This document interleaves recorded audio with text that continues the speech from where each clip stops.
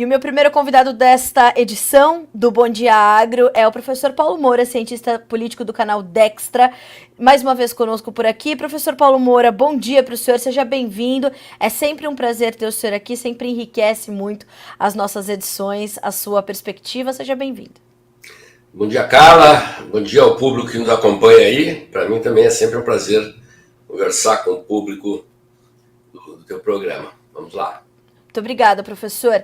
A primeira perspectiva que eu quero ter do senhor, professor, é a condição, naturalmente, da indicação de Flávio Dino ao STF, Supremo Tribunal Federal, e Paulo Gonet à Procuradoria-Geral da República, e essas duas indicações terem sido comemoradas pelo ministro Alexandre de Moraes, e mais do que isso, essa batina, né, ter sido já, com tanta celeridade, já agendada. 13 de dezembro, vai acontecer a sabatina no Senado. Quais são suas expectativas e a sua análise até esse momento dos acontecimentos, professor?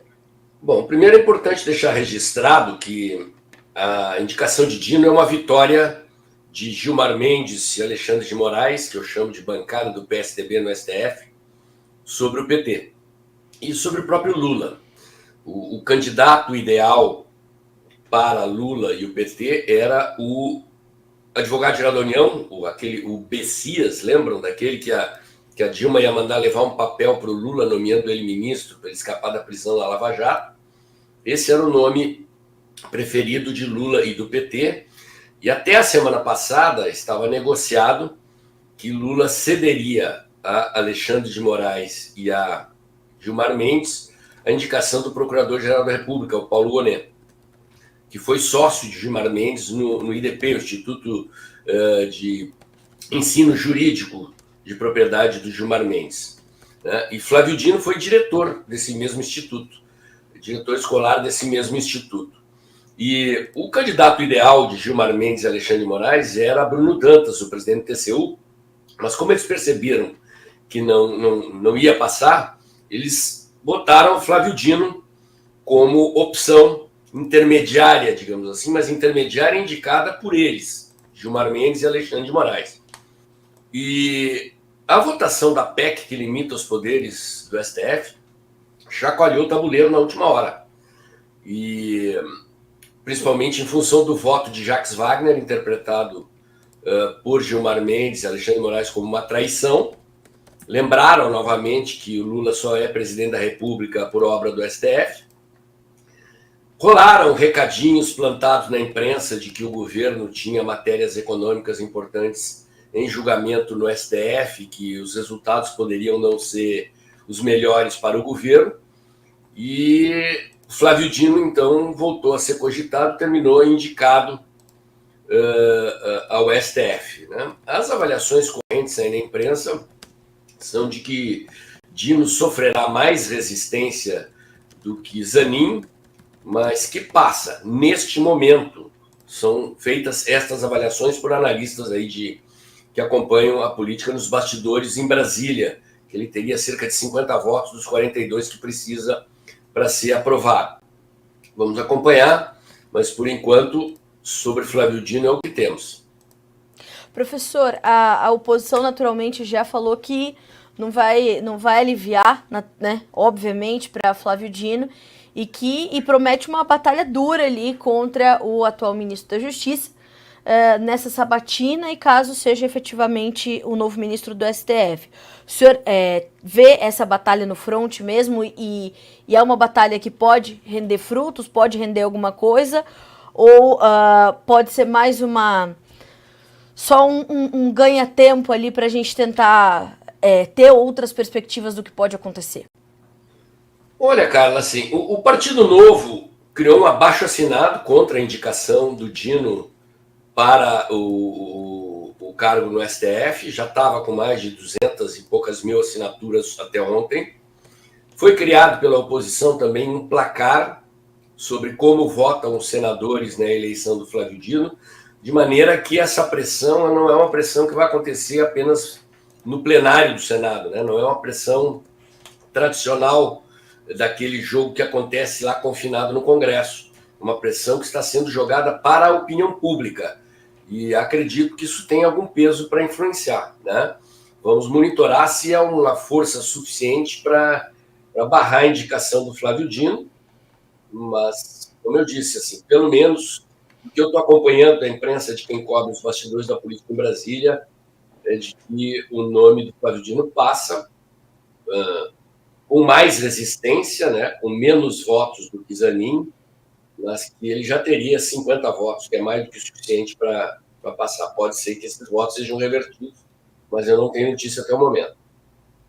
Professor, como é que o senhor avalia também essa indicação não sido tão bem recebida pelo Partido dos Trabalhadores? Me parece que não era o candidato também ali de nomes importantes, como Jacques Wagner, por exemplo, o nome de Flávio Dino. Eles também tinham ali outras indicações e dentro do próprio PT a indicação não agradou, né?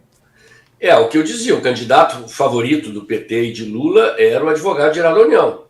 Sim. E Jorge Messias, se não me engano, conhecido como Bessias, em função daquele áudio lá. Ah, sim, pois não. Da época da Lava Jato, né? Ele era o candidato preferido. No entanto, como eu disse, o Lula foi forçado a recuar e a ceder a Gilmar Mendes e Alexandre de Moraes em função, entre outras coisas, do voto de Flávio Dino a favor da PEC que limita os poderes do STF. Jacques Wagner é líder do governo no Senado, então o Alexandre de Moraes e o Gilmar Mendes não interpretaram o voto do Flávio Dino contra os interesses do STF, do Flávio Dino, do Jacques Wagner contra os interesses do STF, como um voto individual isolado, como ele disse. Né? Interpretaram como uma tentativa do Palácio do Planalto de tirar poder do STF. E reagiram com virulência, vieram para a opinião pública, atacar o Congresso, atacar Jacques Wagner, atacar o governo, e forçaram o Lula a entrar em campo. O Lula jantou com os dois, e deste jantar saiu a concessão do Lula aos nomes indicados por Gilmar Mendes e por Alexandre de Moraes. Né? Preciso que se entenda claramente isso. Mas como? Flávio Dino é um ministro do governo, por que ele desagradou? Bom, Flávio Dino não é petista, e o PT é um partido que ele é hegemonista, ele gosta de poder total. Certo. Não agrada ao PT o excesso de poder do STF. Ele tolera porque, como diz o próprio Gilmar Mendes, Lula só virou presidente por decisão do STF. Né? São palavras do próprio ministro Gilmar Mendes, repetidas agora para a imprensa nessa refrega que aconteceu em torno da questão da indicação do Flávio Dino. Né? E o PT vinha fazendo carga contra Flávio Dino. O PT queria tirar o Flávio Dino do Ministério da Justiça, ou no mínimo dividir o Ministério da Justiça, o Ministério da Justiça e o Ministério da Segurança, sim, e alçar um petista mais ao Ministério. Então, muito do tiroteio que Flávio Dino vinha sofrendo na mídia ultimamente era fogo amigo do próprio PT contra o Dino. Porque o Dino se projetou muito fortemente na mídia nos primeiros meses de governo, e o PT viu em Flávio Dino um possível pretendente à sucessão de Lula. Né? Quer dizer, um político de esquerda que se projetou na opinião pública, mas que não é petista, e que poderia vir a disputar futuramente a presidência da República. Então o PT quis tirar Flávio Dino do jogo. Indo para o STF, ele não está impedido, depois de sair do STF, concorrer a presidente. Mas Flávio Dino falou claramente que se fosse para o STF, sua carreira política estaria encerrada. Né? Carreira política encerrada, entre aspas, né? Porque ele é um político muito político no STF. Né? Ele está exacerbando uma característica que não é desejável nas democracias, que é essa partidarização do STF. Né? Mas foi uma indicação que contrariou o PT. Né? Não era o que o PT queria, não era o que Lula queria. Foram forçados a aceitar pelas circunstâncias. Professor, uma outra informação que está dominando o noticiário, como o senhor falou, né? A gente tem que agora ver como é que as coisas vão correr, é a questão desse manifesto que foi lançado por 14 frentes parlamentares, apresentado ontem, né, terça-feira, contra o veto do presidente Lula à desoneração da folha de pagamentos. E a gente sabe que ali, quando a gente vai a fundo nesse manifesto, ele não está olhando só para essa condição, já que o Lula vetou integralmente a proposta, né, uma proposta que prorroga até 2027 a desoneração da folha de pagamento de 17 setores da economia, mas a gente está falando de vetos ao marco temporal, vetos em outras frentes. Como é que o senhor recebeu a notícia desse manifesto e qual é o futuro que o senhor vê para isso e para esses vetos do Lula? Essa pergunta é muito interessante, Carla. O que a gente tem observado é que o Congresso tem fincado o pé na preservação de agendas liberais, de agendas de modernização da economia e tem impedido retrocessos nessa área e sinalizado publicamente que não aceita retrocesso nessa área, né? Já sinalizou ao Lula que não quer mexer na lei das estatais, que não aceita acabar com a autonomia do Banco Central e deve derrubar o veto do marco temporal, deve derrubar o veto da desoneração da folha de pagamentos, provoca um impacto. O governo projetava arrecadar 9 bilhões de reais com a volta desses impostos sobre a folha de pagamento, ainda que causando desemprego, e o Congresso está barrando isso. E vou dar 2 outros exemplos, né? A portaria do Ministério do Trabalho que forçava o comércio a negociar com os sindicatos a questão do trabalho aos domingos e feriados. Quer dizer, o ministro Luiz Marinho foi obrigado a retirar a portaria porque o Congresso rapidamente estava produzindo um decreto legislativo para derrubar a portaria do ministro. Então ele tirou, anunciou que vai botar de novo lá em março, mas tirou porque ia ser derrotado. E agora, o governo acaba de ser derrotado, essa notícia de hoje, eu recebi agora de manhã, num projeto de tentativa de redução da jornada de trabalho para 4 dias por semana. Então, assim, é uma coleção de pautas da agenda econômica que foram modernizadas do governo Temer para cá. É preciso que se faça justiça, né? A questão da reforma trabalhista foi aprovada lá no governo Temer, sim, mas muita coisa avançou muito além daquilo sob a gestão do ministro Paulo Guedes, do presidente Bolsonaro, e o Congresso Nacional, embora o Centrão esteja lá fazendo seus negócios, botando os seus ministros em cargos do governo, nessas pautas o Centrão está dizendo que não adianta o governo tentar, que não vai passar, não vai avançar. Então a minha expectativa é de que vão derrubar o veto ao marco temporal e vão derrubar o veto à desoneração da folha de pagamento. Na questão do marco temporal, tem uma observação interessante aí, porque é uma decisão do Congresso Nacional que tromba de frente com uma decisão já tomada pelo STF, né? Então, vamos ter que acompanhar, ver como é que vai ficar essa situação, porque o Congresso Nacional, em votação na Câmara, em votação no Senado, aprovou uma medida que é frontalmente contrária a algo que o STF decidiu. E, professor, a gente tem a aprovação recente, aconteceu na noite de ontem, da PL dos defensivos agrícolas, né? A modernização dos registros de defensivos, e agora já segue para a sanção presidencial. Quer dizer, ainda a gente pode enfrentar um outro veto e voltar para o Congresso e o Congresso derrubar novamente, né? Tá no escopo das questões que eu acabei de analisar. Pode botar essa na planilha de contas a receber do governo também, né? Certamente, se Lula vetar, o Congresso derruba, né? A Frente Parlamentar da Agricultura ela tem cerca de mais de 300 parlamentares, e nesses temas de interesse direto do agro não há concessão possível, e a perspectiva é exatamente essa, de que se Lula vetar, essa medida também seja derrubada. Professor, a gente está entrando aí, né? Mais alguns dias a gente entra no último mês do ano. Como é que o senhor avalia esse primeiro ano do governo? A gente consegue destacar ali alguns pontos que deixam claro essa força que o Congresso tem e prometeu ali no começo do ano, que ia de fato para um embate muito duro com o Poder Executivo? O senhor registrou isso ao longo de 2023? Esse é um elemento importante, né? Quer dizer, o governo ele ainda está se beneficiando da herança bendita da gestão econômica do ministro Paulo Guedes, né? O governo recebeu os cofres cheios, né, com superávit fiscal, já está produzindo déficit, com inflação caindo e com emprego crescendo. Então, nós ainda temos um efeito inercial. É preciso lembrar da frase do ministro Paulo Guedes, quando ele dizia que o Brasil estava condenado a crescer por 10 anos em função de contratos de investimentos, principalmente em infraestrutura, que tinham sido deixados assinados pelo governo anterior. Um deles, inclusive, o marco do saneamento. Mais um que o governo tentou modificar e o Congresso derrubou, né? E esses investimentos em saneamento básico, em ferrovias, em portos, aeroportos, ferrovias e rodovias, eles estão acontecendo.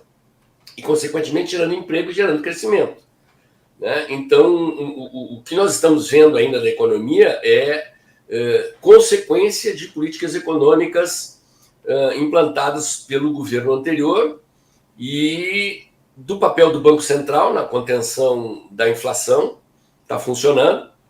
E os números da economia, eles são contraditórios, né? O governo vinha produzindo déficit fiscal já havia vários meses. Este mês, casualmente, as contas do governo fecharam com superávit.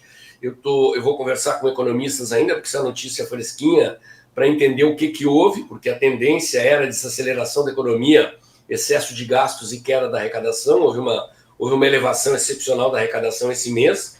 Já vi economistas dizendo que é preciso observar que pode ser uma questão sazonal e não estrutural, né? Então, assim, o governo, do ponto de vista da situação econômica, ele está relativamente bem, né? Embora o ano de 2024 esteja projetando um ano difícil para o governo, principalmente na economia, um ano eleitoral, tem eleições municipais.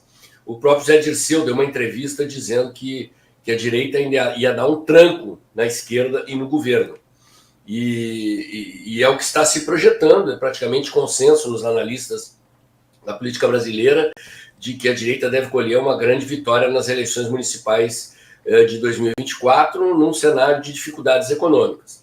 E essa questão que você levanta, quer dizer, ela é um elemento importante, né?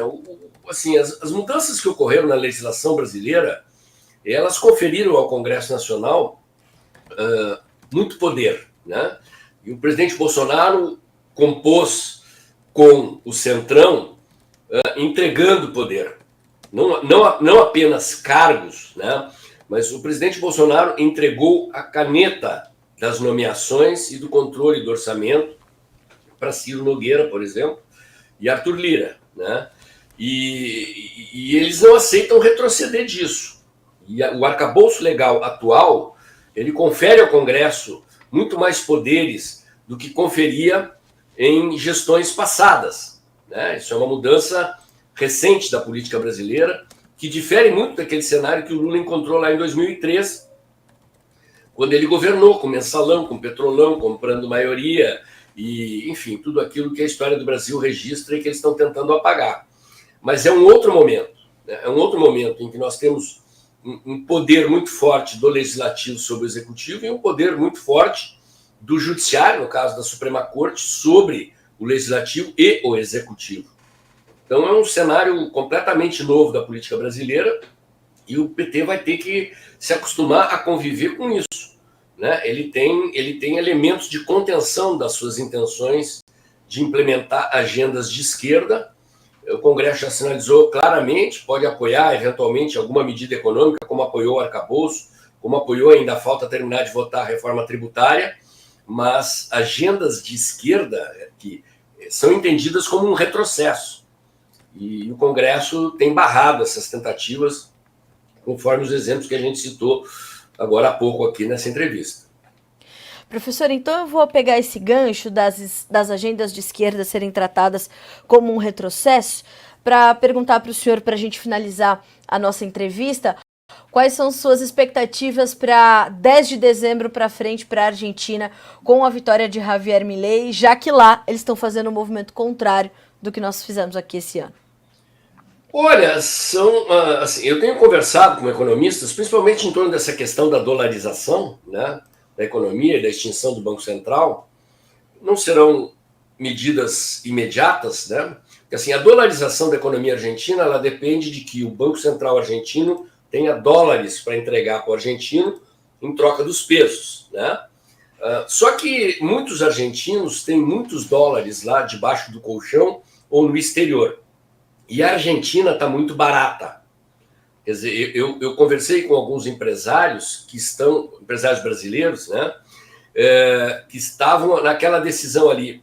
Eu compro imóveis, por exemplo, área de construção civil, antes ou depois da eleição, né?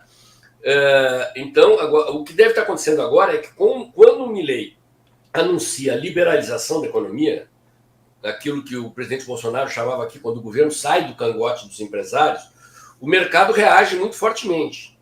Deve ter muitos argentinos com reservas em dólares no exterior. E eu acho que é uma questão de meses para que o fluxo de dólares comece a correr à Argentina. Quer dizer, o dinheiro do mundo está procurando para onde ir e a Argentina está barata, por enquanto, né? Se alguém quiser passar o Réveillon na Argentina, quer passar, aproveite agora, porque com a dolarização, quer dizer, o salário dos argentinos passará para as pessoas se lembrarem o que aconteceu com o Plano Real aqui no Brasil, quando o real e o dólar foram equiparados. Quer dizer, o brasileiro passou a comprar $1 no real, um e pouco, uma pequena diferença. Isso significa um grande ganho de poder aquisitivo do consumidor argentino, do assalariado argentino. Então a Argentina vai encarecer. Então, quem tem dinheiro para investir, não sabe onde, o pessoal do agro quiser comprar terras na Argentina, o pessoal da construção civil quiser comprar prédios ou quiser comprar terrenos para construir em Buenos Aires, construir na Argentina, é uma ótima oportunidade. E não pensem que o mercado mundial não está olhando para isso. O agro argentino é uma potência. Vocês imaginem o agro argentino, que é tão competitivo como o brasileiro. Eles têm benefícios, inclusive, de terras férteis ali, por causa dos Andes, né? A terra e a água que desce da cordilheira, ela produz ali um fenômeno de terras muito férteis. Produto argentino, produto do agro argentino, da agropecuária argentina de alta qualidade. Então, com o governo saindo do cangote dos produtores ali, eliminando aquelas taxações, os controles de importação e exportação que eles haviam impostos, o agro argentino deve decolar.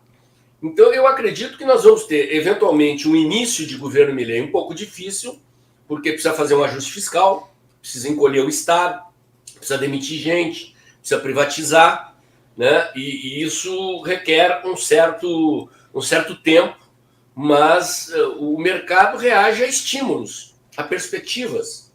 E eu prevejo um futuro muito positivo, ainda que Milei não tenha maioria parlamentar. O Congresso ficou meio equilibrado entre a oposição e situação e os partidos pequenos ali que fizeram votações intermediárias.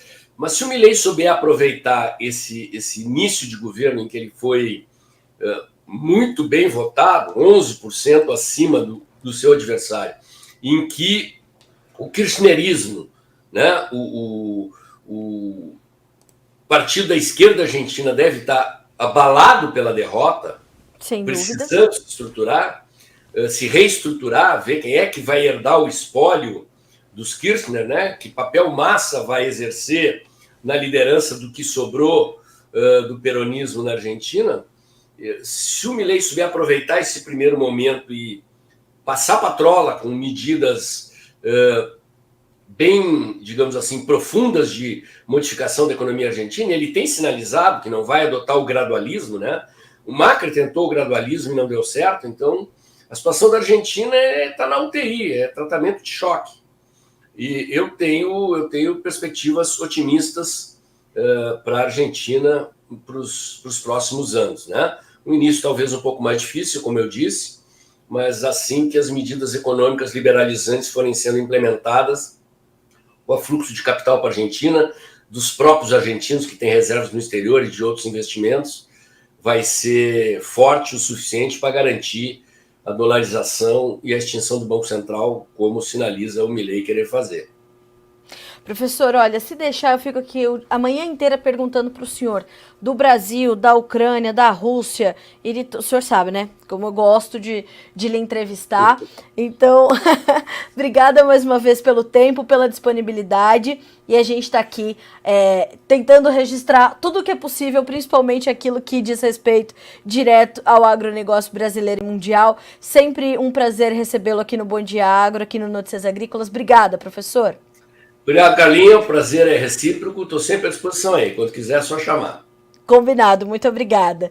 Boa quarta-feira, bom restinho de semana para o senhor. Até mais.